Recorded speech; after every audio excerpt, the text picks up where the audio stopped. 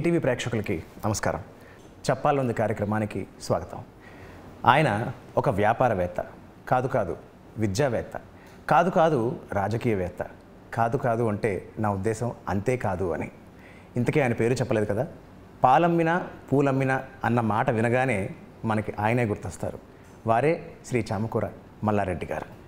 మల్లారెడ్డి గారు పాలమ్ముతూ పూలమ్ముతూ ఆ తర్వాత విద్యా సంస్థలు స్థాపించి, హాస్పిటల్ స్థాపించి, సాఫ్ట్వేర్ కంపెనీ నెలకొల్పి, అంతేకాక ఇవాళ రాజకీయవేత్తగా కూడా ఎమ్మెల్యేగా, ఎంపీగా, మంత్రిగా ప్రజల హృదయాల్లో ప్రత్యేకమైన స్థానం గెలుచుకున్నారు. వారెప్పుడూ వార్తల్లో ఉండరు. వారు ఎక్కడుంటే అక్కడే వార్తలుంటాయి. మరి జగమెరిగిన మల్లారెడ్డి గారి గురించి జనమెరుగని సత్యాలేమిటో మనం వారిని అడిగి తెలుసుకుందాం. శ్రీ మల్లారెడ్డి గారికి చెప్పాలనుంది కార్యక్రమానికి స్వాగతం పలుకుతున్నాను.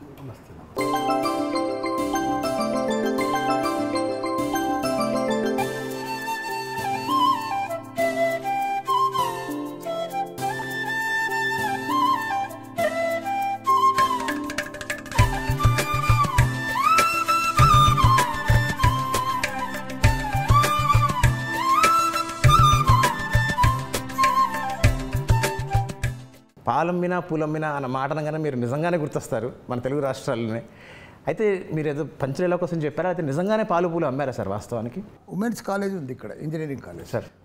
అమ్మాయిలకు ఇంట్రడక్షన్లో నేను చిన్నప్పటి సంది ఏం చేస్తున్నానో చెప్తూ వచ్చిన.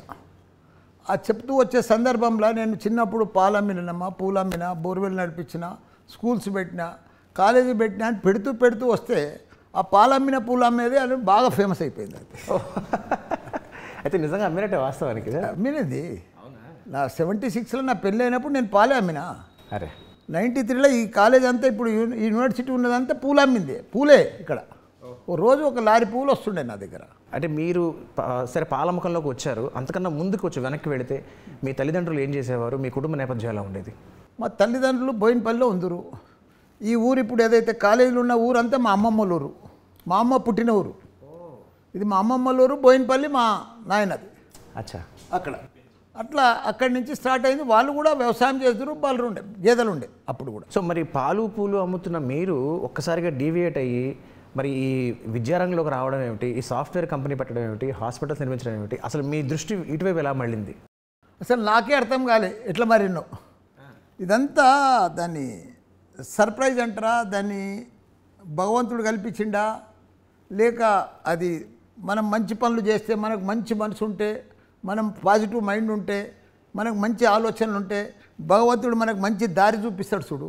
అట్లా గిట్ట భగవంతుడు నా మంచి మనసును, నా పాజిటివ్ మైండ్ను, నా మంచి ఆలోచనలు చూసి మల్లారెడ్డి తల్లిదండ్రులు బాగా కష్టపడ్డరు, పూలు అమ్మిర్రు, పాలు అమ్మిర్రు, వాళ్ళకు మంచి దారి చూపిద్దామని భగవంతుడు ఆ మాదిరిగా స్కూల్ దారి చూపించినట్టున్నాడు. దానికైనా ప్రేరణ ఏమైనా ఉందా సార్? అంటే మీరు పెద్దగా చదువుకోలేదని విన్నాము. పెద్దగా ఏం లేదు, ఇంటర్మీడియట్ పాస్ అయినా ఫస్ట్ బ్యాచ్, ఈ BA 1 month పోయినా అంతే.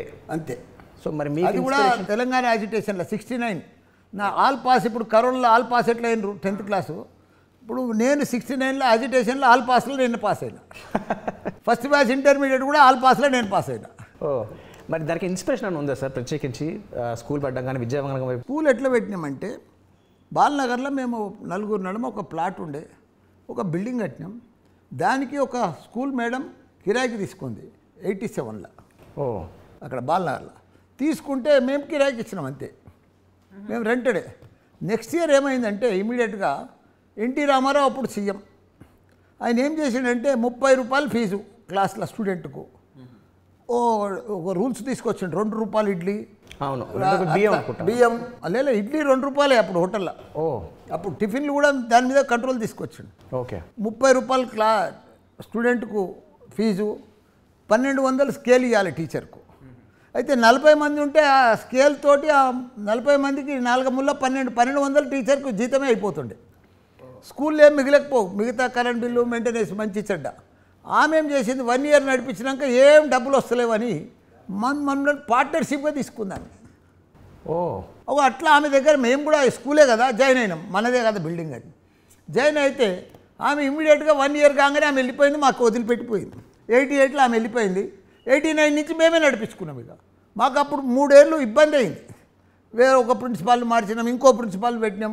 మాకు ఐడియా లేదు, మా నాలెడ్జ్ కాదు, మా సబ్జెక్ట్ కాదు. అది పోతూ పోతూ 2-3 ఏళ్ళు అయినాక మంచి ప్రిన్సిపాల్ దొరికింది, పర్ఫెక్ట్ నడిపిస్తుంది. అదే ప్రిన్సిపాల్ ఇప్పటికి కూడా ఉంది, 37 సంవత్సరాలు. అబ్బా, మేఘా సేన్ మేడం. అప్పటి సంది ఇప్పటిదాకా బాలనగర్లో సెయింట్ మార్టిన్స్ హై స్కూల్లో ఆమెనే ప్రిన్సిపల్. సార్ మీరు ఎప్పుడు మీడియాలోనే కాదు సోషల్ మీడియాలో కూడా ఇప్పుడు వైరల్గా ఉంటారు. ఈ మధ్యకాలంలో మీరు ఒక ఏ వీడియో చేశారు, మీరు అంటే పెద్దవాళ్ళందరినీ కలుస్తున్నట్టుగా, ఐ మీన్ కాలం చేసిన వాళ్ళందరినీ కలుస్తున్నట్టుగా చేశారు. అసలు ఆ ఆలోచన మీకు ఎలా పుట్టింది అండ్ దాని వెనకాల ఉన్న ఉద్దేశం ఏమిటి, అండ్ అలాగే ఏఐని మీ విద్యా సంస్థల్లో లేకపోతే మీ రాజకీయాల్లో ఎలా వాడుతున్నారు? ఇప్పుడు ఆదిత్య, నేను ప్రపంచం అంతా తిరిగి వచ్చిన ఆదిత్య. ప్రపంచం అంతా నేను నవంబర్లో ఆస్ట్రేలియా పోయినా, లాస్ట్ ఇయర్ అమెరికా పోయినా, మొన్న పోయిన నెల జపాన్ పోయినా. ఎక్కడ చూసినా ఏఐ స్టార్ట్ అయిపోయింది ఆల్రెడీ. మన దగ్గర ఏఐ అంటే ఇప్పటికీ భారతదేశంలో తెలియదు, ఒక 10% కూడా లేదు ఏఐ అంటే. మనం తైవాన్ పోయినా, కొరియా పోయినా, జపాన్ పోయినా, చైనా పోయినా ముందే, అక్కడంతా అడ్వాన్స్ అయిపోయింది ఏఐ. మనకంటే 7-8 సంవత్సరాల ముందున్నారు వాళ్ళు ప్రతి దాంట్లో ఆల్రెడీ ఇప్పుడే ఆల్రెడీ అమెరికాలో కానీ జపాన్లో కానీ డ్రైవర్ లేని కారు నడుస్తుంది. అవును, స్టార్ట్ అయింది. రోబోలతోటి హోటళ్ళన్నీ క్లీన్ చేపిస్తున్నాయి, రోబోలతోటి కాఫీ టీలు సప్లై చేపిస్తున్నది. అంతా ఏఐతో కూడా పని చేస్తూ ఉన్నారు వాళ్ళు. నేను తైవాన్లో ఒక టెక్నాలజీ తోటి వాళ్ళు ఏఐ తోటే టెక్నాలజీ అంతా కూడా యూజ్ చేస్తున్నారు మెడికల్లో. క్యాన్సర్ రోగం మీద మొత్తం పూర్వం సంధి ఆ రోగానికి ఎన్నెన్ని మందులు ఇస్తాం, ఏమేమి చేస్తాం అదంతా ఏఐకి చెప్పి కొత్త టెక్నాలజీ, కొత్త రీసెర్చ్ ఏఐతో చేస్తున్నారు అలా. ఓకే, మెడిసిన్లో కూడా క్యాన్సర్ రోబోటిక్ సర్జరీ లాంటిది అదే ఆల్రెడీ ఇప్పుడు వచ్చినాయి. రోబోటిక్, మన మోకాలు సర్జరీ చేస్తున్నాయి రోబోటిక్, ఇవన్నీ చిన్నవి వచ్చినాయి. ఆల్రెడీ తైవాన్లో గిట్ట అడ్వాన్స్గా ఉన్నారు వాళ్ళంతా మనకంటే. అది ఆ ఏఐ ఎక్కడుంది? మన దగ్గర కూడా మన పిల్లలకు ఏఐ ఎందుకు నేర్పియొద్దు? మనం 7-8 సంవత్సరాలు వెనుకున్నాము, మనం కూడా అడ్వాన్స్ ఎందుకు కావద్దు? నేను గ్రహించింది ఏంటంటే ఆదిత్య, ప్రపంచంలో 2 షార్టేజ్ ఉన్నాయి. ఒకటి టెక్నాలజీ, రెండోది స్కిల్. ఈ 2 ఉంటే మన యువకులకు, మన యువ ఇంజనీర్లకు కానీ, యువ డాక్టర్లకు కానీ, యువ ఫార్మసిస్టులకు కానీ, యువ మేనేజ్మెంట్ కోర్సులకు కానీ టెక్నాలజీ స్కిల్ ఉందనుకో ప్రపంచాన్ని ఏలొచ్చు ఆదిత్య. మనం అసలు ప్రపంచంలో మనమే లీడరం. మనకు మించిన టెక్నాలజీ యువకులు, యువ ఇంజనీర్లు, యువ డాక్టర్లు లేరు ప్రపంచంలో. నేను గ్రహించింది అది. దానికోసమే ఏఐ ఇప్పుడు కొత్తగా ఏఐ వచ్చింది. నేను ఒక ఎగ్జాంపుల్ చెప్తా ఆదిత్య ఏఐ కోసం. నేనేం చేసామంటే, నేను మా చిన్న కొడుకు, కోడలు 2 డాక్టర్లు. మేము మెడికల్ కాలేజ్ నడిపిస్తాం. మేము ఇంట్లో ఫ్యామిలీలో డిస్కస్ చేసుకున్నాం, మా కొడుకు కోడలు మేము. అరే ఏఐ తోటి మనం ఒక మెడికల్ కాలేజ్ను అనుసంధానం చేసి గవర్నమెంట్ ఆఫ్ ఇండియాకి ప్రజెంట్ చేస్తే ఎట్లుంటుంది రా. మా కొడుకుని తైవాన్ పంపించినాం. ఓకే, తైవాన్కి వెళ్ళి ఆ ప్రాజెక్ట్ రిపోర్ట్ తీసుకొచ్చినాం ఏఐ తోటి. తైవాన్కి వెళ్ళి ఫ్యాకల్టీని కూడా తీసుకొచ్చినాం. ఇక్కడ మళ్ళీ తను ప్రజెంట్ చేసేవాళ్ళు కూడా లేరు. ప్రాజెక్ట్ రిపోర్ట్ వచ్చినా ప్రజెంట్ చేయాలి కదా గవర్నమెంట్కు, ఆ ఫ్యాకల్టీ లేరు. వాళ్ళని కూడా అక్కడికి వెళ్ళి తీసుకొచ్చినాం. తీసుకొచ్చి యూజీసీకి, సెంట్రల్ గవర్నమెంట్కు మేము మా కొత్త యూనివర్సిటీ ఉన్న కాలేజీలోనే, రన్నింగ్ కాలేజీలోనే, మెడికల్ కాలేజీలోనే డీమ్డ్ యూనివర్సిటీ చేయాలని, డిస్టెన్స్లా క్లస్టర్ యూనివర్సిటీ చేయాలని మేము పేరు పెట్టి సెంట్రల్ గవర్నమెంట్కు యూజీసీకి ప్రజెంట్ చేసినాం. ఆదిత్య నువ్వు చెప్తే పరిశాన్ అవుతావు, సూపర్ సక్సెస్ అయిపోయింది. ఏఐ తోటి చేసినాం. మాకు మా కుటుంబంలో మేము వరల్డ్ కప్ కొడితే ఎంత సంతోషం ఉంటుంది, భారతదేశం వరల్డ్ కప్ గెలిస్తే ఎంత సంతోషం ఉంటుంది, అంతకంటే ఎక్కువ సంతోషమైంది మాకు, మా కుటుంబం. ఎందుకంటే 7 కాలేజీలు పెట్టినాం, 2 మెడికల్, 2 డెంటల్. ఇది అందరు తెలుసుకోవాలి. ఎందుకంటే భారతదేశంలోనే first this kind of university. 500 యూనివర్సిటీలు ఉన్నాయి మన భారతదేశంలో, కానీ ఇలాంటి university first time in India. మొన్న 6 months కింద వచ్చింది, 6 నెలలే అయింది మేము అప్రూవ్ అయింది. అంతే, అప్రూవల్ అయిపోయింది, అడ్మిషన్ కూడా అవుతుంది. దాని పేరు ఇప్పుడు digital health distance cluster deemed university. Digital హెల్త్లా ఇప్పుడు example MBBS with AI. Okay, కొత్తగా ఇన్ని రోజులు మనము ఎంబీబీఎస్ చదువుతున్నారు, పీజీ చేస్తున్నారు, డాక్టర్ ప్రొఫెషనల్ చేస్తున్నారు, అందులో కొత్తదనం లేదు. రొటీన్ 50 ఏళ్ళ సంది కూడా అదే సిలబస్, అదే సిస్టమ్, అదే లెక్క. డాక్టర్లు పాస్ అవుతూ ఉన్నారు, వాళ్ళ వృత్తి చేస్తూ ఉన్నారు. కానీ ఇప్పుడు లేటెస్ట్గా తైవాన్కి వెళ్ళి మేము తెచ్చిన ప్రాజెక్ట్ రిపోర్టు, తైవాన్కి వెళ్ళి తెచ్చిన మేము ఫ్యాకల్టీ తోటి ప్రజెంట్ చేసినాం యూజీసీకి. చేస్తే మేము డెంటల్లా, మెడికల్లా, ఎంబీబీఎస్కు with AI, dental with artificial intelligence, pharmacy with AI, nursing with AI, engineering with AI, ఇవన్నీ క్లస్టర్ చేసి మేము క్లబ్ చేసి మేము కోర్స్ ఇస్తామని చెప్పి ప్రజెంట్ చేసినాం. దానికి మాకు స్పెషల్ కేటగిరీ కింద డీమ్డ్ యూనివర్సిటీ వచ్చింది. అది ఏఐ తోటి. సార్, మనం సాధారణంగా సినిమాల్లో చూస్తూ ఉంటాం ఏంటంటే ఒక పాట స్టార్ట్ అయ్యి ఆ పాట అయ్యే లోపు ఒక మామూలు వ్యక్తి కాస్త కొన్ని వందల వేల కోట్ల అధికారిగా మారిపోతుంటాడు. అలాగే మీరు కూడా ఒక సామాన్య వ్యక్తిగా ఉండి కొన్ని వందల ఎకరాల దాని ఏమంటారు సంపాదించి కొన్ని వేల కోట్లు సంపాదించిన వ్యక్తిగా ఎదిగారు. మీ వ్యాపార రహస్యం ఏమిటి? చూడు, వ్యాపార రహస్యం ఏం లేదు. నా స్టోరీ దగ్గర రామోజీరావు గారి స్టోరీ ఒకటే రిలేటెడ్. ఆయన చిన్నప్పటి సంది కష్టపడుతూ ఇంత పెద్దగా ప్రపంచంలోనే పెద్ద ఫిలిం సిటీ కట్టిండు ఆయన. నేను కూడా పాలు అమ్ముతూ, పూలు అమ్ముతూ, బోర్వెల్ నడిపిస్తూ, చిట్ఫండ్ నడిపిస్తూ, స్కూళ్ళు పెడుతూ, కాలేజీలు పెడుతూ, ఇప్పుడు యూనివర్సిటీలు పెట్టినా, ఇప్పుడు టెక్నాలజీ కోర్సెస్ నడిపిస్తున్నా. కాబట్టి ఒక్కొక్క ఇటుక పేరుస్తూ ఒక్కొక్క మెట్టు ఎక్కుతూ ఇంత పెద్దోన్ని అయినా. నేనేం మాయ చేయలేదు, నేనేం మంత్రం చేయలేదు, నేనేం బాబన్ కాదు, నాకేం ఫారెన్ ఫండ్స్ రాలేదు. ప్రతి రూపాయి ఇక్కడనే కష్టపడ్డా, ప్రతి రూపాయికి పనిచేసిన, ప్రతి రూపాయికి 100 రూపాయల పనిచేసిన, ప్రతి నిమిషానికి కష్టపడ్డా, ప్రతిరోజు సండే లేదు మండే లేదు, ప్రతిరోజు కష్టపడ్డా.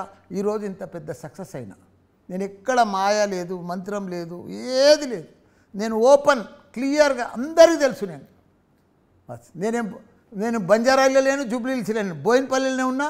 మా అమ్మమ్మల ఊర్లోనే నేను కాలేజీలు కట్టాను. అయితే సార్, మనం ఇందాక హెల్త్ గురించి మాట్లాడుకున్నాం కాబట్టి మీకు ఇప్పుడు 70 సంవత్సరాలు పైబడింది. 72 అదే సెప్టెంబర్కు 73.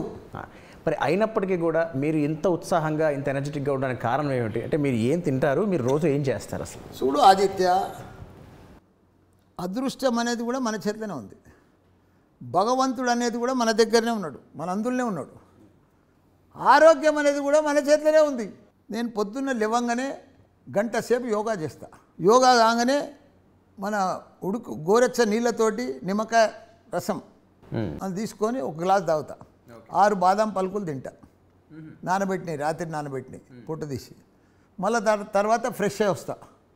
ఫ్రెష్ అయినాక ఒక గంట అయినాక మళ్ళా రాగి జావ తాగుతా, ఒక గ్లాస్. దాంట్లో ఒక కీర తింటా దాని వెంబడి. రోజు ఒక రకంగా రాగి జావ తాగుతా. ఓనాడు మంచిగా పాలు తాగుతా, ఓసారి కాంప్లెక్స్ చేసుకొని మంచిగా పాలు తాగుతా. ఓనాడు మన స్వీట్ పొటాటో అంటారు, మన తన రత్నపూరి గడ్డ అంటారు, అదొక 100 గ్రామ్స్. మళ్ళా ఆకాడ ఇది ఉంటుంది, అది సగం పండు. అట్లా తీసుకొని రోజు ఒక రకంగా. ఇవాళ తిన్నది రేపు 7 దినాలు 7 రకాలు ఉంటుంది నాకు. ఓకే. బ్రేక్ఫాస్ట్, మధ్యాహ్నం మంచి 2 జొన్న రొట్టెలు చిన్నగా, మంచి కూరలు. రాత్రి కూడా చాలా తక్కువ, 4-5 గంటలకు ఏదైనా ఫ్రూట్, యాపిల్ అన్న ఏదైనా. సాయంత్రం 6:30 నుంచి 7కు జిమ్ కంపల్సరీ 35 నిమిషాలు చేస్తా. మంచిగా సెటప్ ఉంది మా ఇంట్లోనే. Discipline life style. మరి అంతే, మన చేతిలో ఉంది కదా. ఇప్పుడు 72, 73 ఏదైనా మన చేతిలోనే ఉంది. సార్, నాణ్యమైన విద్య, అందుబాటులో ఉండే విద్య అనేది మీ స్లోగన్ కదా. మరి మీరు నిర్వహిస్తున్న ఈ 32 విద్యా సంస్థల్లో అది పాటిస్తున్నారా? అండ్ అధికమైన ఫీజులు వసూలు చేయడం వల్ల విద్యలు అందుబాటులో ఉంటుందా? పిల్లలు, పేరెంట్స్ చాలా స్మార్ట్. పాత రోజులు కావు ఇప్పుడు. ఇప్పుడంతా టెక్నాలజీ జమానా. ఇప్పుడు ఉన్న రోజులంతా కూడా ఫాస్ట్ సైన్స్ జమానా, కంప్యూటర్ యుగం. ఇప్పుడు ప్రతి పేరెంట్కు, ప్రతి స్టూడెంట్కు అవగాహన ఉంది. నీకు స్టూడెంట్కు ఏం కావాలనో, వానికి ఫ్యూచర్ ఏం భవిష్యత్తులు ఉందో, ఏం కావాలనో, ప్రపంచంలో ఆయనకు అవసరం జాబ్ ఎట్లొస్తుందో అది మనం చెప్తేనే ఆ స్టూడెంట్ ఇక్కడ జాయిన్ అవుతాడు. ఏదో ఒక కాలేజ్ నడిపిస్తున్నాం, ఒక స్కూల్ నడిపిస్తున్నాం అంటే కాదు. ఇప్పుడు మల్లారెడ్డి అంటే ఏమనుకుంటున్నావు? ఇండియా లెవెల్ టాప్ నంబర్ 1 ఎడ్యుకేషన్లో. ఎందుకు నంబర్ 1 అయిండు? ఒక పాలమ్మేటోడు వాళ్ళ నాయన ప్రొఫెసర్ కాడు, వాళ్ళ తాత డాక్టర్ కాదు, ఎవ్వరు కాదు. ఒక అగ్రికల్చర్ ఫ్యామిలీకి వెళ్ళి వచ్చి ఇవాళ పీజీలల్లా ఇండియాలో నేనే నెంబర్ 1. ఇండియాలో ఒకనాడు రామచంద్ర ఉండే, ఒకనాడు మణిపాల్ ఉండే, వాళ్ళందరినీ కూడా బీట్ చేసిన ఈరోజు. ఎంబీబీఎస్లో నేనే నెంబర్ 1, పీజీలో నేనే నెంబర్ 1, ఇంజనీరింగ్లో నేనే నెంబర్ 1, రాజకీయంలో తెలంగాణలో నేనే నెంబర్ 1. గతంతో పోల్చుకుంటే కనుక ఉదాహరణకి నా జీవితంలో తీసుకుందాం. నా చదువు మొత్తం చిన్నప్పటి నుంచి నేను చదువుకునే వరకు పోల్చుకుంటే మొత్తం మహా అయితే 1,00,000-2 లక్షల నుంచి కూడా అవ్వలేదు. ఇవాళ చిన్న చిన్న పిల్లల్ని స్కూల్లో చేర్పిస్తేనే 1,00,000-2 లక్షల ఫీజులు అవుతున్నాయి. మీలాంటి వారు పెద్దలు ఇంత అద్భుతమైన ఒక సంస్థను స్థాపించి దాని అంటే ఒక ఎంపైర్ క్రియేట్ చేసి కూడా ఆ ఫీజులు ఇంకా అందుబాటులో ఉండే రీతిలో అది స్కూల్ స్థాయి దగ్గర నుంచి చేస్తే ఆ మార్పు వస్తుంది అనుకుంటున్నారా? కరెక్ట్, మంచిగా అడిగినావు ఆదిత్య. నేను కామన్ పీపుల్కు, మిడిల్ క్లాస్ పీపుల్కు విద్యను అందించేదే నా బాధ్యత. డబ్బులున్న కొడుకు మల్లారెడ్డి మన్మడు ఉన్నాడు అనుకో, వాడు లండన్లో చదువుతాడా, ఐఎస్బీలో చదువుతాడా, అమెరికాలో చదువుతాడా, ఓకిడ్జిలో చదువుతాడా, వాని ఇష్టం. అది డబ్బులు ఉన్నాయి మల్లారెడ్డి దగ్గర, వాళ్ళ మన్మడి ఆనన చదువుతాడు.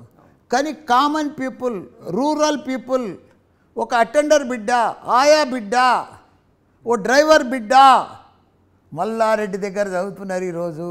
మిడిల్ క్లాస్ పిల్లలు మల్లారెడ్డి, ఒక రైతు బిడ్డ మల్లారెడ్డి దగ్గర చదువుతున్నారు.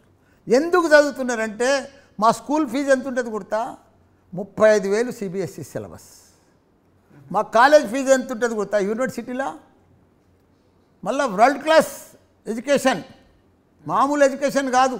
నువ్వు ఒకసారి మా ఇక్కడనే పైన మా క్లాస్ రూమ్ చూసిరా, మా టీచర్స్ కానీ, మా ప్రిన్సిపల్స్ కానీ, మా ఫ్యాకల్టీ కానీ, మా క్లాస్ రూమ్లో digital board, AC class room, wifi, పర్ఫెక్ట్గా ఇండస్ట్రియల్ ట్రైనర్. ఎట్లకెళ్ళి జాబ్ రావాలి 4th ఇయర్లో ఆయనకు ఇంజనీరింగ్లో. మా దగ్గర డొనేషన్ లేదు. ఇప్పుడు నాకు 3 యూనివర్సిటీలు ఇండియాలో ఎవరికి లేవు.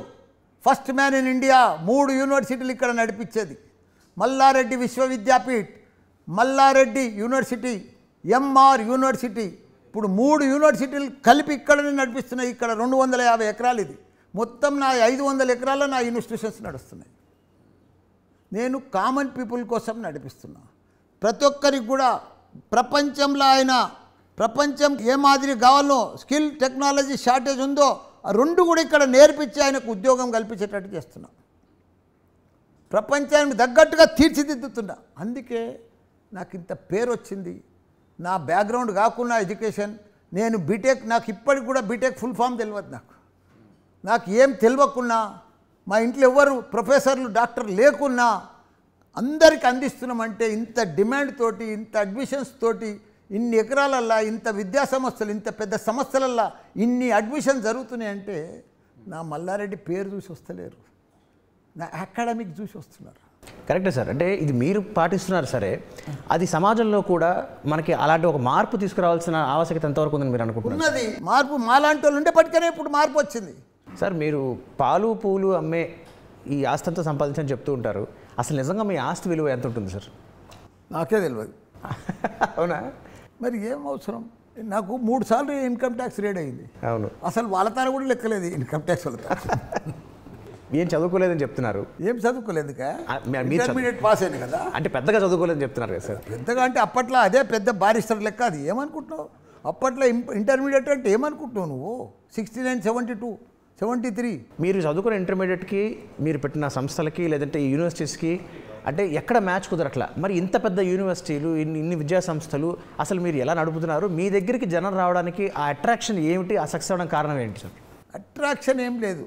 ప్రపంచంలో ఏమి షార్టేజ్ ఉందో, ప్రపంచంలో మన స్టూడెంట్స్కు ఏమి కావాలనో, మైక్రోసాఫ్ట్, గూగుల్, ఫేస్బుక్ ఏం అవసరమో, ఎలాంటి స్టూడెంట్స్ కావాలనో అది నేను తయారు చేస్తున్నాడు. ఎట్లా అంటే మొన్నటిదాకా నాయి కూడా అన్ని జేఎన్‌టీ కాలేజీలో ఉండే. ఆ డిఫరెంట్ చూసినా ఇప్పుడు అన్నీ నేను 3 యూనివర్సిటీలు పెట్టినా. 3 యూనివర్సిటీలల్లో ఒక స్టూడెంటు 70% తోటి పాస్ అవుతాడు ఇంజనీరింగ్. ల్యాప్టాప్తో రాదు, తీసుకురాడు కాలేజ్కు. జేఎన్‌టీ సిలబస్లో ల్యాప్టాప్ కంపల్సరీ లేదు, ల్యాప్టాప్ నడిపియరాదు. ఏదైనా మల్టీనేషనల్ మైక్రోసాఫ్ట్ దగ్గరికి పోయినాక ఇంటర్వ్యూకి పోతే నీకు ల్యాప్టాప్ మీద ఏదైనా అడిగిండు అనుకో, నువ్వేం చేయలేవు. చిన్న ప్రాజెక్ట్ ఇస్తే దాన్ని చేయలేవు. ఏదన్నా మంచిగా ఇంగ్లీష్లో పర్ఫెక్ట్ మాట్లాడాలంటే నీకు ఆ స్కిల్ ఉండదు. నీకు జాబ్ ఎట్లా వస్తుంది? వాళ్ళకి డే 1 నుంచి నా యూనివర్సిటీలలో ఏం చేసిన అంటే డే 1 నుంచి ల్యాప్టాప్ తీసుకురావాలి. ల్యాప్టాపే నీ లైఫ్ పార్ట్నర్. ల్యాప్టాప్ లేకపోతే నీకు లైఫే లేదు, నీకు ఫ్యూచరే లేదు. అది స్లోగన్ పెట్టి చెప్పేసిన పిల్లలంతా తెస్తున్నారు. ల్యాప్టాప్లో ఫస్ట్ ఇయర్లోనే ల్యాప్టాప్ మీద అన్ని కోర్సులు చెప్పేస్తున్నా. ఫస్ట్ ఇయర్లోనే నీకు 4 ఇయర్స్ సిలబస్ కంప్లీట్ చేసేస్తున్నా. టైం ఎక్కువ పెట్టి 9 to 5 దాకా పెట్టి కంప్లీట్ సిలబస్ అయిపోతుంది. సెకండ్ ఇయర్స్ అంది నీకు మల్టీనేషనల్ కంపెనీల క్వశ్చన్ బ్యాంక్స్ అన్నీ కూడా రివ్యూ చేస్తూ వాళ్ళు ఇచ్చే ప్రాజెక్టులన్నీ కూడా నీకు రివ్యూ చేస్తుంటే, ఎందుకంటే ఇప్పుడు మనం మెకానికల్ సివిల్ ట్రిపుల్ చదివేది కాదు, మనమంతా సాఫ్ట్వేర్ జాబ్లే కావాలి. సాఫ్ట్వేర్ జాబ్ కావాలంటే టెక్నాలజీ కావాలంటే ఇవన్నీ రుబ్బాలి. ఇవన్నీ ఏ కారణాలు అడిగినా మన స్టూడెంటు ప్రాజెక్ట్ చేయాలి, జవాబు చెప్పాలి, తరో కావాలి. అట్లా తయారు చేస్తున్నా. గ్యారంటీ ఫుల్ లోడ్ చేసి పెడితే స్టూడెంట్కు ఇంజనీర్గా ఫుల్ లోడ్ తయారైంది అనుకో ఎట్లా జాబ్ రాదు. ఆయన ఏ క్వశ్చన్ అడుగు అంతకంటే ముందు అడ్వాన్స్గా చెప్పేస్తారు. అది ఇప్పుడు మా దగ్గర నడిపిస్తున్నాం. సార్, మీరు మీడియా ముందు అలాగే పబ్లిక్ ఫంక్షన్స్లోనూ చాలా సరదాగా కొండ బద్దలు కొట్టినట్టు మాట్లాడుతూ ఉంటారు. ఇది మీ భోళాతనం అనుకోవాలా లేకపోతే నోటు దురుస్తనం అనుకోవాలా? నాది బోలాతనమే. నా తన పెన్ ఉండదు, పేపర్ ఉండదు. నీలాగా చూసి కూడా నేనేం చెప్పా అడగా. నాది డైరెక్ట్ అంతా. నేను కూడా ఫుల్ లోడ్ అయి ఉన్నా అన్నిట్లలో. మరి మీ చెలోక్తులు ఎక్కడి నుంచి వస్తాయి సార్ స్పాంటేనియస్గా? అది ఫుల్ లోడ్ అయి ఉన్నా అని చెప్తున్నారు కదా. ఓకే, నా సాఫ్ట్వేర్ ఫుల్ లోడ్ అయి ఉంటుంది ఎప్పటికీ. మొత్తం ఏఐ ఉన్నది నా దగ్గర. స్కిల్, టెక్నాలజీ, ఏఐ 3 కలిసి ఉన్నాయి ఇప్పుడు. మల్లారెడ్డి అంటే ఒక ఏఐ. ఓహో, నువ్వు ఏదన్నా అడుగు చెప్పేస్తా. సార్, మీ మీద ఇన్కమ్ ట్యాక్స్ రైడ్ జరగడానికి కారణాల్లో ఒకటి మీరు డొనేషన్లు బాగా వసూలు చేస్తారని వినడం జరిగింది. సో ఇందులో వాస్తవం ఎంతవరకు ఉంది? ఇప్పుడు వాస్తవం అంటే అన్నీ చాలా మట్టుకు వాస్తవానికి దగ్గరనే ఉన్నాయి నువ్వు అడిగిన క్వశ్చన్లకు. అప్పుడు జేఎన్టీ కాలేజీలో ఉన్నప్పుడు కొన్ని డొనేషన్స్ వస్తుండే, అది వాస్తవమే. ఎందుకంటే ఆ డొనేషన్ తీసుకోకుంటే మాకు పని ఖర్చులు వెళ్ళకపోవు, నడవకపోవు.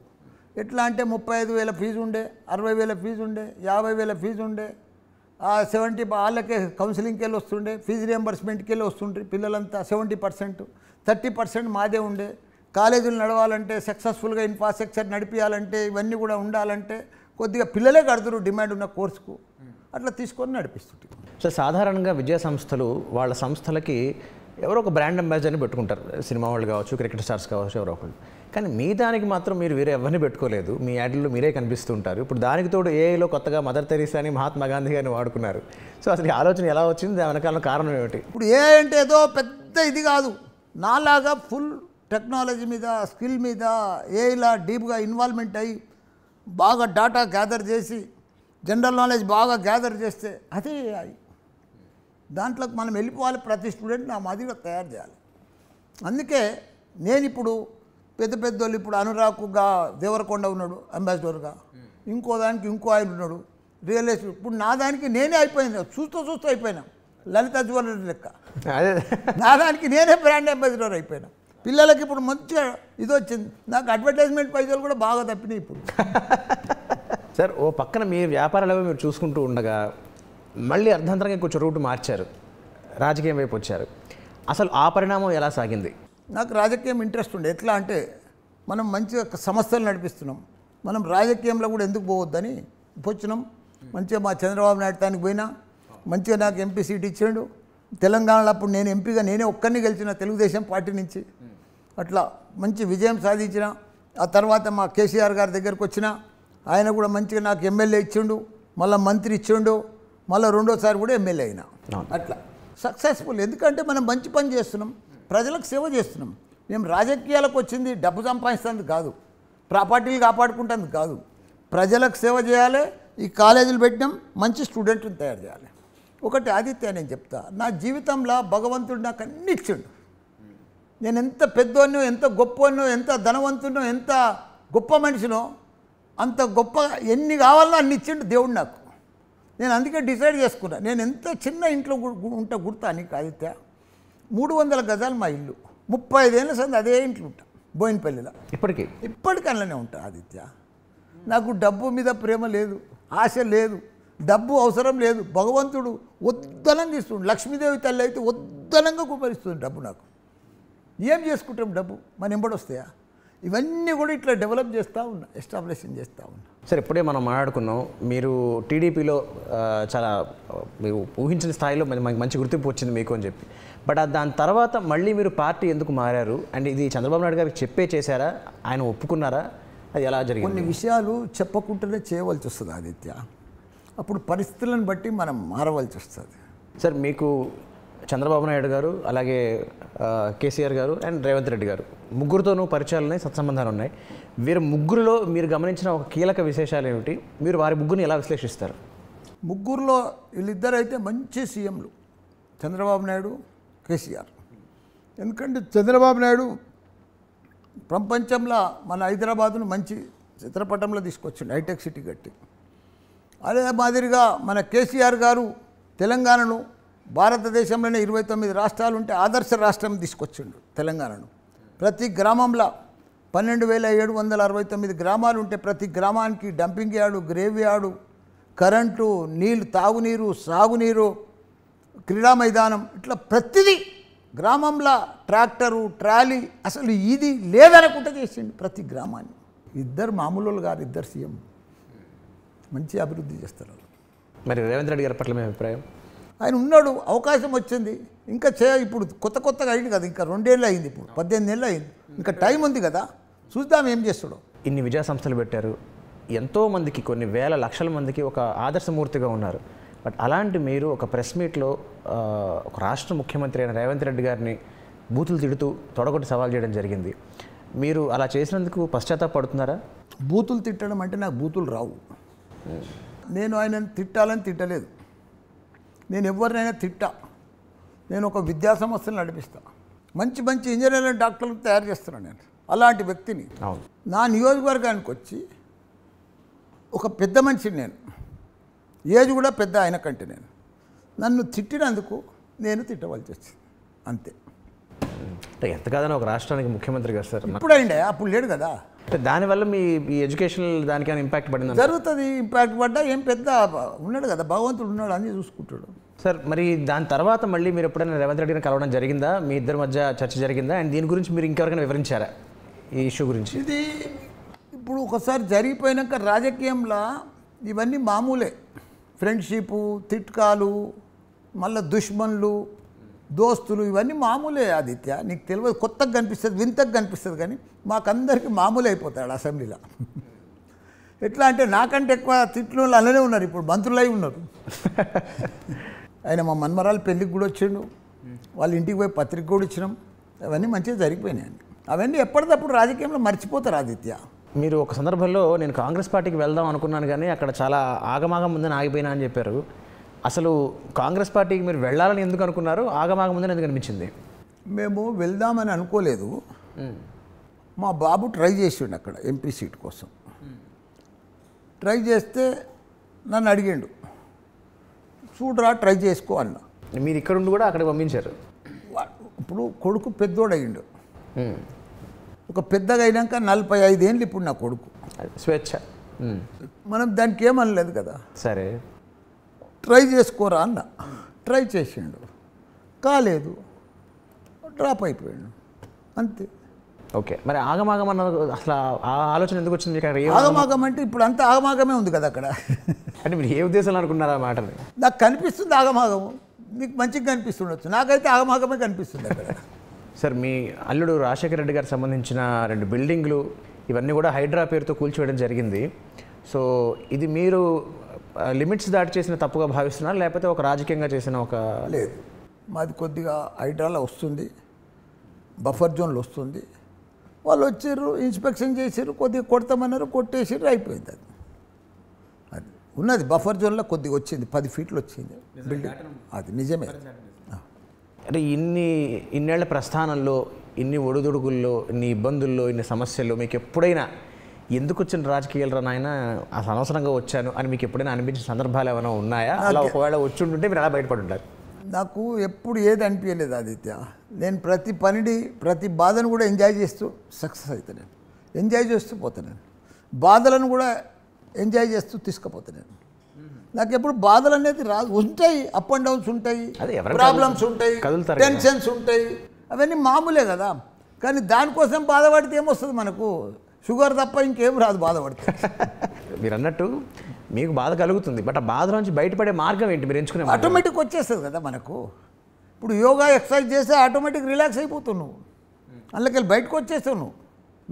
సార్ మీ రాజకీయ వ్యాపార వారసులు ఎవరు అండ్ మళ్ళీ వచ్చే ఎన్నికల్లో మీరు పోటీ చేస్తారా లేకపోతే మీ కంప్లీట్ ఫోకస్ అంతా విద్యా సంస్థల మీదే ఉంచుతారా? చూడు, నేను 75% నా విద్యా సంస్థల మీదనే పెడతా నా ఫోకస్. ఇప్పుడు 25% నాకు రాజకీయం పార్ట్ ఇప్పుడు. ఎందుకంటే ఎంపీ అయినా, మినిస్టర్ అయిపోయినా, ఎమ్మెల్యే అయిపోయినా, ఏజ్ కూడా అయిపోయింది, అన్నీ అయిపోయినాయి. ఇక అన్నీ అయిపోయినాక ఈ యూనివర్సిటీలు అనేది ఆదిత్య తరతరాలు పిడీలు మన్మన్లు మునిమన్లు పోతూనే ఉంటుంది 100 సంవత్సరాలు. రాజకీయం అట్లా కాదు, 5 సంవత్సరాలు ఉంటావు, మళ్ళీ ప్రజలు ఎన్నుకుంటూ ఉంటావు, లేకపోతే పోతావు. కానీ ఈ యూనివర్సిటీలు అనేది ఇప్పుడు ఉస్మానియా యూనివర్సిటీ అప్పుడు ఆయన పెట్టిండు నిజాం సర్కార్, జేఎన్టీ ఇట్లా సెంట్రల్ యూనివర్సిటీ, అట్లా ఇవి కూడా తరతరాలు పోతూనే ఉంటుంది. ఇవి ఎప్పటికీ పర్మనెంట్, ఇవి మన పేరు చరిత్రలా. రాజకీయం అనేది 5 ఇయర్సే అంతే, అది దానికి వారసత్వం కూడా ఉండదు ఆదిత్య. ఎవరి నిష్టలు ఉంటే, ఎవడు ఉంటే ప్రజలకు సేవ చేద్దామనుకుంటే వాడు పోతాడు, అయిపోయాడు. ఓకే, మరి మీ సంతానంలో ఇప్పుడు ఈ విద్యా సంస్థ పరంగా వారసులు ఎవరు అనేవారు సార్?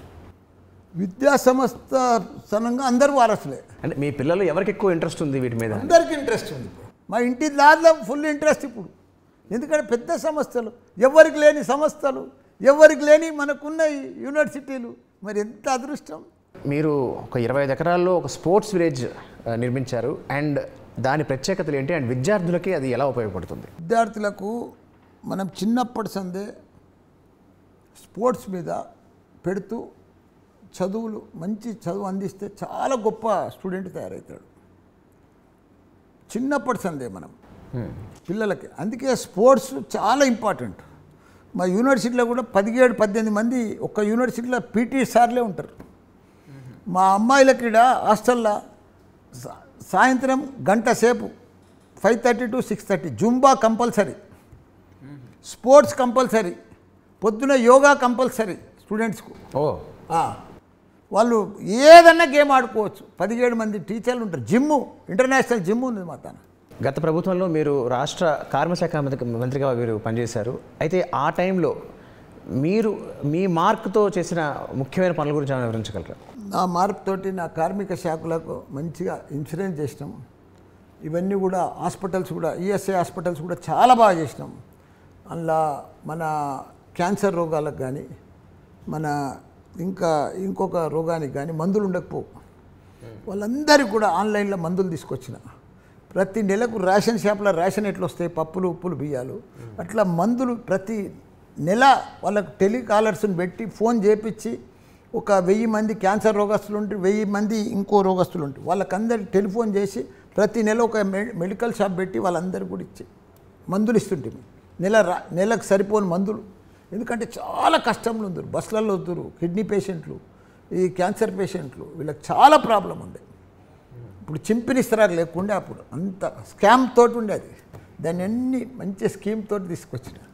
అట్లా దానికి తోడు నా టైంలోనే కరోనా వచ్చింది భారతదేశంలో. ఆ కరోనా టైంలో అసలు నాకు కూడా తెలియదు, 16-17 రాష్ట్రాలకు వెళ్ళి మన తన 25 లక్షల మంది కార్మికులు ఉంటారు మన తన ఈ హైటెక్ సిటీలో. ఇదంతా కూడా తెలంగాణ రాష్ట్రం అంతా. మాకు కరోనా వచ్చినాక తెలిసింది వాళ్ళు లక్షలు వేలు నడుచుకుంటా బీహార్కు, ఛత్తీస్గఢ్కు, ఉత్తరాంచల్కు, అక్కడ బెంగాల్కు మన తన వరికి వస్తుంది కూడా బెంగాల్కి వెళ్ళి వస్తారు. పశువులకు పాలు పితకతందుకు కూడా బీహార్కి వెళ్ళి వస్తారు మన తన. కరోనాలో బయటపడ్డారు 25 లక్షల మంది మన తన పనిచేస్తున్నారు భారతదేశంలో. ఎందుకంటే కేసీఆర్ పరిపాలన ఇంత గొప్పగా. కేసీఆర్ కూడా ఏం చేసిండంటే అప్పుడు మన సీఎం కన్న బిడ్డలు ఏ రాష్ట్రమని ఉండని కరోనా వచ్చింది, ఆ బిడ్డలను అంతా ఆదుకోవాలని చెప్పి కలెక్టర్ల కాడికి వెళ్ళి, రెవెన్యూ అధికారుల కాడికి వెళ్ళి, రైల్వే స్టేషన్లలో పెట్టి వాళ్ళకి రైల్వేలు పెట్టి మొత్తం కొత్త రైల్వేలకు ఫీజులు కట్టి కేంద్ర ప్రభుత్వానికి టికెట్లు పెట్టి ట్రైన్లలో పంపించిండు. మళ్ళీ అదే ట్రైన్లలో అంతమంది రిటర్న్ వచ్చారు మన తెలంగాణకు. అంత గొప్పగా ఆదుకున్నాం మేమంతా. అప్పుడు నాకు అదృష్టం లేబర్ మినిస్టర్ ఉండే నేను. సార్ మీ శ్రీమతి గారు ఏం చేస్తుంటారు అండ్ మీ వ్యక్తిగత వ్యాపార జీవితంలో వారి సహాయ సహకారాలు ఎలా ఉంటాయి? ఆమె చాలా బాగుంటుంది, స్మార్ట్గా ఉంటుంది, నాకు మంచి అనుకూలంగా అన్నీ కూడా సహకరిస్తుంది. ఆవిడ పేరు సార్ క్షమించాలి? కల్పన గారు. ఎప్పుడు నాకంటే కూడా నవ్వుకుంటుంటుంది. మీకంటే కూడా నాకంటే కూడా ఒక అడుగు ముందే ఉన్నది ఆమె నవ్వుల. అబ్బో, అయితే మీకు ఆవిడ దగ్గర నుంచి వచ్చింది అనుకోవాలా? నాకు ఇంట్లోకి వెళ్ళి పోగానే ఎదురుగానే. ఇప్పుడు ఏ మనిషికైనా మగవాళ్ళకు మనం సాయంత్రం 5-6 గంటలకు ఇంటికి పోతాం. భార్య అనేటోళ్ళు మనం ఇంటికి పోగానే ఎదురుగా వస్తున్నప్పుడు నవ్వుకుంటూ రావాలి. మంచినీళ్ళు ఏదో ఇస్తే అప్పుడు మనకు హ్యాపీగా ఫీల్ అవుతుంది. మనం ఇంట్లో పోగానే మన ఆవిడ అది అయింది, వాడు చచ్చిపోయిండు, వాడు పెట్టిపోయిండు అని ఏదో దూసరించుకుంటా మాట్లాడితే మనకు బయటికి వెళ్ళి వస్తాం కదా, చికాకు అవుతుంది. ఆ చికాకు రాకుండా ఉండాలి మొగోళ్ళకు. ప్రతి ఆడవాళ్ళకు కూడా నేను రిక్వెస్ట్ చేసి చెప్తున్నా, మీ భర్తలు వచ్చినప్పుడు ఇంట్లోకి వచ్చినప్పుడు మంచిగా చిరునవ్వుతోటి, బాధలున్నా ప్రాబ్లమ్స్ ఉన్నా అవి తర్వాత చెప్పుర్రి, ముందు మాత్రం చిరునవ్వుతో రిసీవ్ చేసుకోండి. చిరునవ్వుతో రిసీవ్ చేసుకుంటే చాలా హ్యాపీ ఫీల్ అవుతారు. ఏమైనా సమస్యలు ఉంటే తర్వాత చెప్పండి. సార్, మీరు స్థాపించిన కాలేజీలన్నిటికీ కూడా మీ పేరే పెట్టుకున్నారు. సాధారణంగా వేరే వాళ్ళు వేరే వేరే పేర్లు పెట్టుకుంటూ ఉంటారు. దాని వెనక ఒక ప్రత్యేకమైన కారణం ఏదైనా ఉందా? ప్రత్యేకంగా ఉందా? అది చాలా ఇంపార్టెంట్ అది. సార్, ఇంకోటి నీకు తెలియని విషయం ఏంటంటే, మా తాత పేరు కూడా మల్లారెడ్డి. ఓహో. మా నాన్న పేరు కూడా మల్లారెడ్డి. ఓ, నేను హ్యాట్రిక్ మల్లారెడ్డినయా. అందుకే ఆయన పేరు పెడుతూ వచ్చిన నేను. ఇంకోటి తెలుసా నీకు, మా మన్మన్ పేరు కూడా జూనియర్ మల్లారెడ్డి. ఓ, ఇప్పుడున్నాడు ఆయన. మరి మీ అబ్బాయికి పెట్టలేదా ఆ పేరు? అబ్బాయిది మహేందర్ రెడ్డి వచ్చింది ఆడ. అచ్చా, ఆడ జర్రా ఇదైంది. ఓకే. ఇప్పుడు మా మన్మన్ అందుకే పెట్టినా మల్లారెడ్డి అని. మా కోడలు ఇబ్బంది పడ్డది కూడా, ఇంత పాత పేరు ఇప్పుడా అని మామయ్య అని అంటే, నేనన్నా నా పేరు పెట్టుకుంటేనే వానికి ఏదన్నా ఆస్తిలో వాట వస్తుందని చెప్పి దెబ్బకే పెట్టి ఇప్పుడు వాడు హ్యాపీగా ఫీల్ అవుతుండు, తాత నా పేరు మల్లారెడ్డి అని. రాజకీయాల్లో కానీ వ్యాపారాల్లో కానీ రావాలనుకునే యువతకి మీరిచ్చే సలహాలు సూచనలు ఏంటి సార్? తప్పకుండా యువతకు మంచి అవకాశాలు ఉన్నాయి. రాజకీయంలో కూడా మంచి అవకాశాలు ఉన్నాయి. ప్రజాసేవ చేసే ఛాన్సులు కూడా యువతకి ఎక్కువ ఉన్నాయి. అలా మహిళలకు కూడా ఇప్పుడు గొప్ప అవకాశాలు ఉన్నాయి. మహిళా బిల్లు వస్తుంది కాబట్టి రాబోయే రోజులల్లో మహిళలకు మంచి అవకాశాలు ఉన్నాయి. కొత్త కొత్తలు వస్తేనే మనకు ప్రజాసేవ ఇంకా మన భారతదేశం ప్రపంచంలోనే నంబర్ 1 దేశం అవుతుంది. రాబోయే రోజులల్లో ప్రపంచాన్ని కూడా మంచిగా ఏళ్తారు, వాళ్ళే గొప్పోళ్ళు అవుతారని కూడా కోరుకుంటున్నా. ప్రతిపక్ష రాజకీయ నాయకుడిగా ప్రస్తుతం మీ ముందున్న సవాళ్ళు ఏమిటి అండ్ మీ మీదున్న బాధ్యతలు ఏమిటి? ఇప్పుడు మా ముందున్న సవాళ్ళన్నీ వాళ్ళు ఏం తప్పులు చేస్తారో అవి ఎత్తి చూపించాలి వాళ్ళకు. వాళ్ళు రోజు తప్పులు చేస్తూనే ఉన్నాం, మేము ఎత్తి చూపిస్తూనే ఉన్నాం. వాళ్ళకు మేము ఎత్తి చూపించకుండా వాళ్ళు తప్పులు చేస్తూనే ఉన్నారు వాళ్ళు. అది అంతే. ఇక మా పని అంతా వాళ్ళ తప్పులు ఎత్తి చూపించాలి, ప్రజలకు ఇది చెయ్యాలి. వాళ్ళు ఇచ్చిన హామీలన్నీ కూడా మీరు నెరవేర్చాలని కూడా వాళ్ళని నిలదీస్తున్నాం మేము. మరి బాధ్యతలు సార్, మీ సవాళ్ళు చెప్పారు, బాధ్యతలు ఏమిటి మీకున్న బాధ్యత? మా బాధ్యతలన్నీ కూడా ప్రజలకు ఎప్పుడు కూడా ఎక్కడ సమస్యలు వచ్చినా వాళ్ళ సమస్యలన్నీ కూడా తీర్చే బాధ్యత మాదే. చిన్న చిన్న ఎక్కడ నన్ను వచ్చినా, ఎందుకంటే ఇప్పుడు మొన్న ఎలక్షన్ ముందే 1 ఇయర్ ముందు ఎక్కడ మా మేడ్చల్ల, ఇప్పుడు గవర్నమెంటే చేయాలని కాదు, ఇప్పుడు భగవంతుడు ఇచ్చినట్టుగా నా తాను కూడా భగవంతుడు ఇచ్చినట్టుగా మంచిగా ఉన్నా. నేనేం చేసినా మా మేడ్చల్ల 120 గుళ్ళు కట్టించిన. అట్లనే 61 గ్రామాలు ఉంటే 61 గ్రామాలలో అన్ని రోడ్లు వేయించిన నా సొంతం డబ్బులతోటి.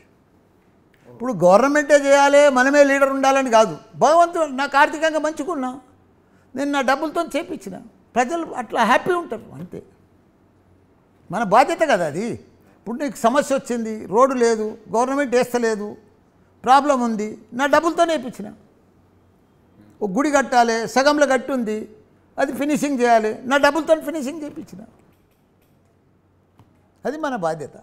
మీకు ఇప్పటికీ అంటే 72 ఏళ్ల వయసు అయినప్పటికీ కూడా ఇంకా సాధించే ఉత్సాహంతో ఓపికతో మీరు ఉన్నారు కాబట్టి, ఇప్పటికీ మీకు మిగిలిపోయిన ఒక కళ ఏమిటి, మీ జీవిత లక్ష్యం ఏమిటి, అది ఎప్పటికి తీరుతుందో మీరు అనుకుంటున్నారు? నా జీవిత లక్ష్యం ఒకటి, వరల్డ్ క్లాస్ ఇంజనీర్లను తయారు చేయాలి, వరల్డ్ క్లాస్ డాక్టర్లను తయారు చేయాలి, ప్రపంచం తగ్గట్టు తీర్చిదిద్దాలి. అదే నా ఆశయం, అదే నా కోరిక. మీ ఏ వీడియోలో చెప్పినట్టుగా అంతే. ప్రతి ఒక్కరిని ఏఐ తయారు చేయాలి. ఓకే. ప్రతి ఒక్క స్టూడెంట్ను ఏఐ తయారు చేయాలి బస్ ప్రపంచంలో. చాలా చాలా థ్యాంక్స్ సార్, మీ అమూల్యమైన సమయాన్ని మాకు కేటాయించి మీ జీవిత ప్రస్థానం గురించి మాకు అందరికీ వివరించారు. అండ్ అలాగే చాలా మంచి మంచి సలహాలు కూడా చెప్పారు. మరొక్కసారి మా ప్రేక్షకుల తరఫున మీకు ధన్యవాదాలు సార్. చాలా చాలా థ్యాంక్స్. మంచి క్వశ్చన్లు అడిగిన ఆదిత్య, థ్యాంక్ యూ. ఇది ఇవాళ మన చెప్పాలంది కార్యక్రమం. మల్లారెడ్డి గారితో వారి జీవితంలోని ఎన్నో విశేషాలు, ఎన్నో ఒడిదొడుకులు, వారు ఎదుర్కొన్న సమస్యలు, వాటిని వారు అధిగమించిన విధానాలు ఇవన్నీ తెలుసుకున్నాం. వచ్చేవారు మరొకతో మళ్ళీ కలుసుకుందాం. అంతవరకు సెలవు. నమస్కారం. ఈ కార్యక్రమాన్ని ఈటీవీ విన్ మొబైల్ యాప్లో కూడా వీక్షించండి.